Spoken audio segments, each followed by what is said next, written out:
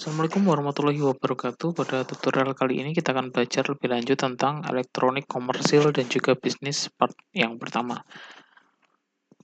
Ada 3 subbab yang akan kita pelajari pada materi kita yang keenam ini. Yang pertama tentang elektronik komersil itu sendiri, kemudian model bisnis dari e-commerce dan juga data e-commerce. Elektronik komersil, menurut KBBI, elektronik merupakan alat yang dibuat berdasarkan prinsip elektronika, kemudian juga komersil berhubungan dengan niaga atau perdagangan, dan juga bisnis merupakan usaha komersial dalam dunia perdagangan. Inti dari elektronik komersil di sini, menurut Organization for Economic Cooperation and Development, merupakan transaksi berdasarkan proses dan juga transmisi data secara elektronik. Jadi, e-commerce itu telah merubah paradigma dari baik itu pengembangan, pemasaran, penjualan, dan pembayaran yang merubah dari awalnya konvensional menjadi secara elektronik. Jadi inti dari elektronik komersil ini adalah bagaimana merubah proses dan juga transmisinya secara elektronik. Kemudian posisi dari e-commerce ini merupakan irisan daripada e-business. Jadi cakupan dari e-business itu sebenarnya lebih luas, tidak hanya sekedar perniagaan atau jual beli, tapi juga sudah masuk ke kolaborasi mitra bisnis, pelayanan nasabah, bahkan lowongan pekerjaan itu masuk dalam lingkup dari e-business. Sedangkan lingkup yang lebih kecil itu namanya e-commerce, itu khusus untuk perdagangan, jadi perniagaan, jual beli dan sebagainya. Jadi e-commerce di sini merupakan irisan atau bagian dari e-business. E-business itu lebih luas, sedangkan e-commerce itu bagian kecilnya. Jadi gambarannya seperti ini, bisnis ini cakupannya lebih luas, kemudian e-commerce ini hanya irisan saja dari e-business. Oke, kemudian keunggulan dari e-commerce, jangkauannya luas, konsumen besar, itu jelas. Dengan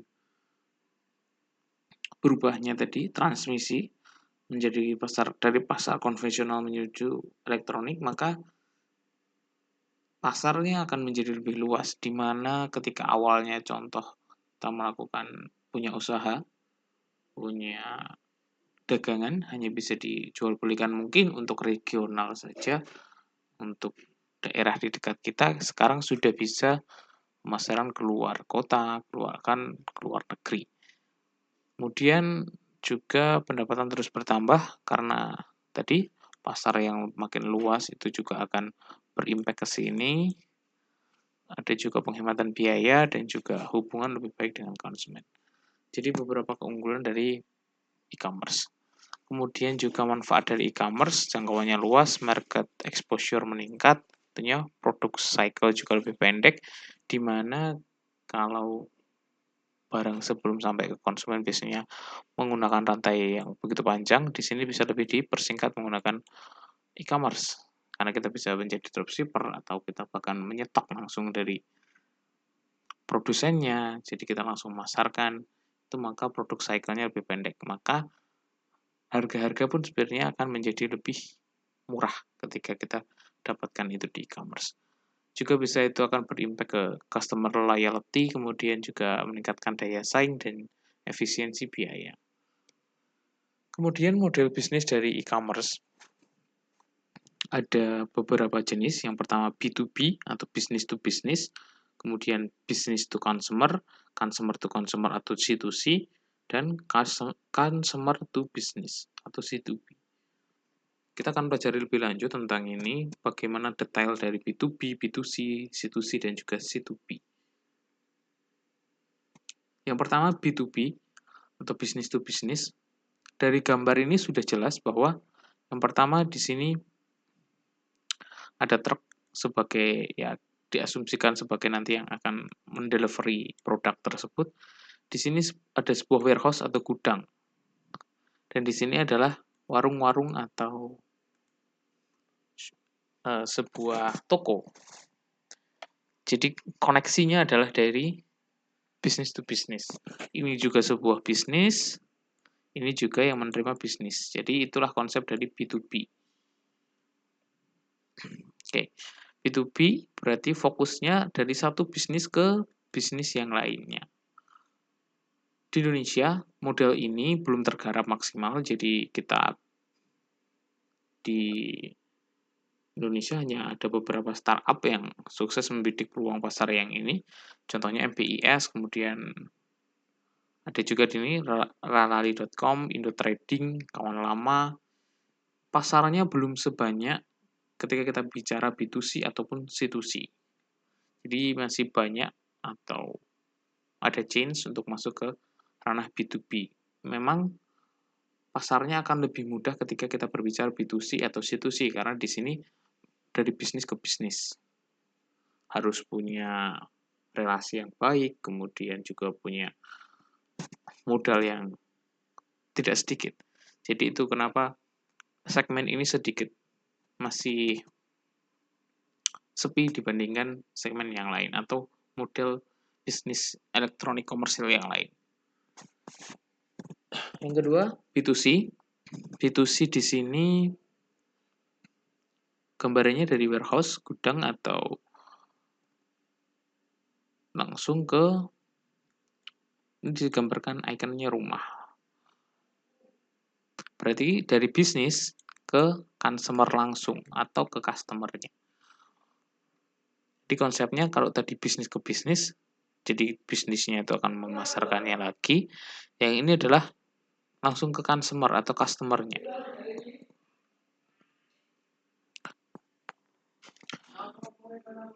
Contoh pemain bisnis to consumer atau B2C ini ada banyak, atau banyak juga dikatakan bahwa B2C ini melebur dengan C2C.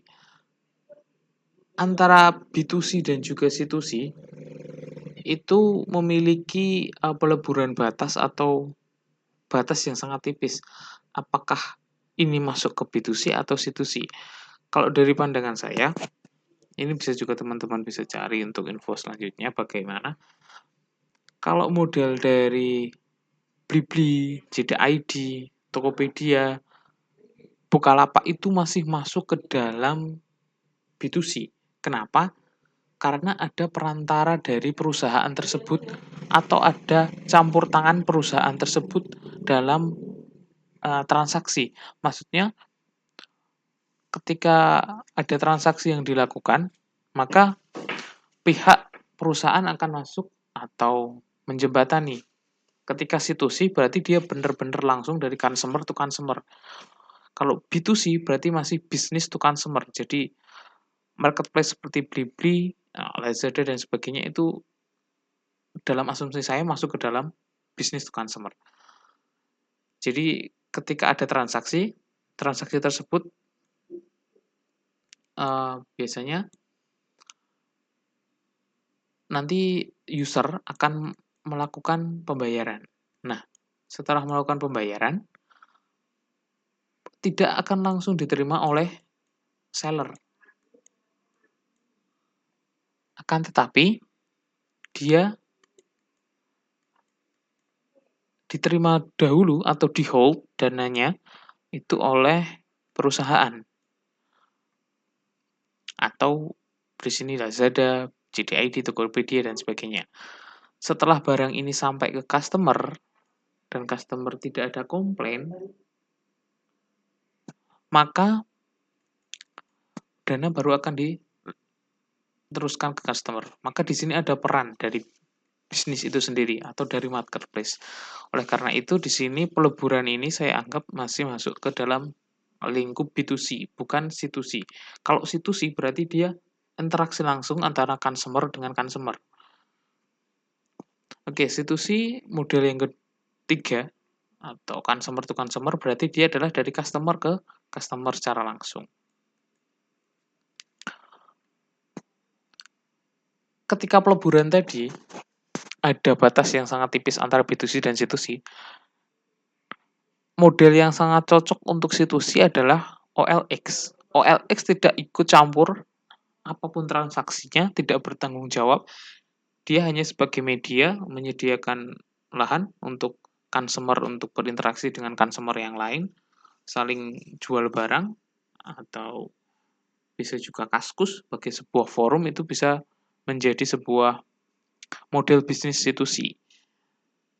Karena alasan ini, saya lebih mengasumsikan model institusi itu seperti OLX, Kaskus, dan yang lain. Bukan Bukalapak, Shopee, Tokopedia yang mereka memiliki atau ikut campur dalam transaksi pelanggan. Kemudian yang terakhir, C2B atau consumer to business, berarti dari customer untuk providing atau menyediakan itu ke bisnis. Jadi di sini end use menyediakan produk atau layanan ke perusahaan. Contohnya iStockfoto.com itu merupakan media fotografer untuk mendapatkan royalti apabila ada yang menggunakan produknya.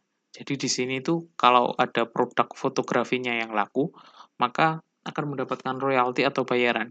Ini yang memprovide atau yang menyediakan adalah dari consumer. Dari consumer punya produk, punya karya ditampilkan di iStockfoto.com, kemudian diambil oleh atau dibeli, dikonsumsi oleh bisnis atau dari corporate atau perusahaan. Jadi modelnya adalah C2B dari consumer, dari fotografer lepas atau freelance, nanti akan mendapatkan royalti atau mendapatkan fee dari hasil karyanya ketika digunakan oleh bisnis atau corporate. Jadi modelnya dari consumer ke bisnis. Kebalikan dari B2C. Kemudian model bisnis dari e-commerce di sini ada beberapa hal untuk melakukan strategi di sini. Ada e-commerce bisnis strategi, kemudian enterprise bisnis proses, ada juga computer based application dan juga teknologi infrastruktur. Yang pertama dari strategi bisnis sendiri harus ada outside the box untuk pemikiran out of the box untuk memahami karakter dari bisnis-bisnis yang ditawarkan oleh e-commerce. Contoh kita bisa gunakan analisa SWOT itu yang klasik, strength, weakness, opportunity, dan juga threats. Jadi kita bisa menganalisa seberapa kuat kompetitor kita, kelemahannya di mana, peluangnya kita bisa masuki di mana, dan juga ancamannya seperti apa. Selanjutnya enterprise business itu merupakan kemungkinan yang kita sudah dapatkan tadi, secara operasional dapat diwujudkan. Jadi kita bisa menganalisa lagi dalam kerangka e-commerce bahwa sudah jelas ada pemasok, distributor, dan sebagainya. Kita lebih ke langkah yang pewujudan operasionalnya. Kita akan membangun sebuah bisnis itu harus jelas seperti apa produsennya dan sebagainya.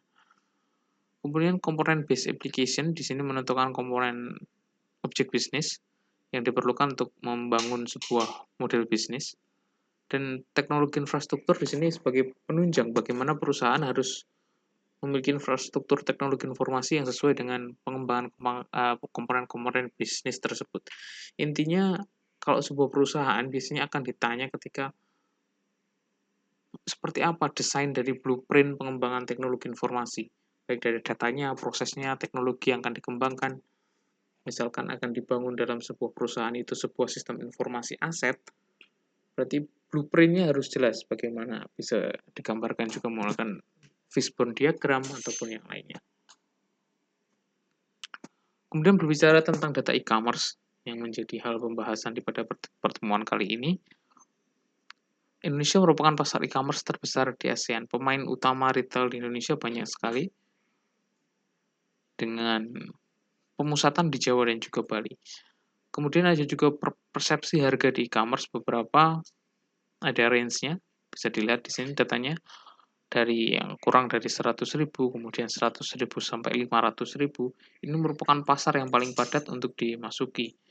Jadi di rentang harga segini, kompetitor sangat banyak ketika memutuskan akan bergabung ke model bisnis e-commerce yang masuk ke dalam bisnis to consumer atau B2C. Data-data selanjutnya menunjukkan bahwa beberapa alasan konsumen menggunakan e-commerce atau membeli kebutuhan itu secara online, harga lebih murah ya. Jelas ini tadi adalah satu benefit yang bisa didapatkan ketika cycle produk itu semakin pendek, maka dia akan mendapatkan benefit berupa harga yang lebih murah. Kemudian alasan selanjutnya, 13,2% menyatakan bahwa dapat dilakukan di mana saja, dan seterusnya.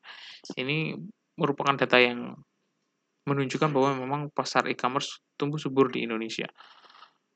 Selanjutnya tentang pengunjung e-commerce, Shopee di sini di tahun ini dikutip dari data tahun 2019, dilansir dari katadata.com, Shopee memiliki 2 miliar lebih kunjungan e-commerce.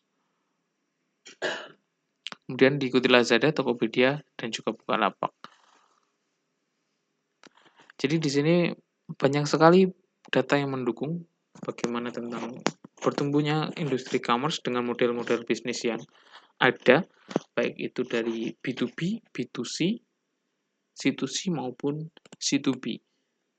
Bagaimana peluang pasar itu masih ada ketika masing-masing segmen atau masing-masing model bisnis dari e-commerce masih memiliki celah untuk dimasuki. Bahkan ketika pasar paling ramai pun di B2C, itu merupakan pasar yang memang paling padat dengan data seperti persepsi harga seperti ini pun masih banyak juga yang punya rentang atau persentase yang rendah. Oke, itu tentang materi kita di elektronik komersil dan juga bisnis. Semoga dapat dipahami. Terima kasih. Wassalamualaikum warahmatullahi wabarakatuh.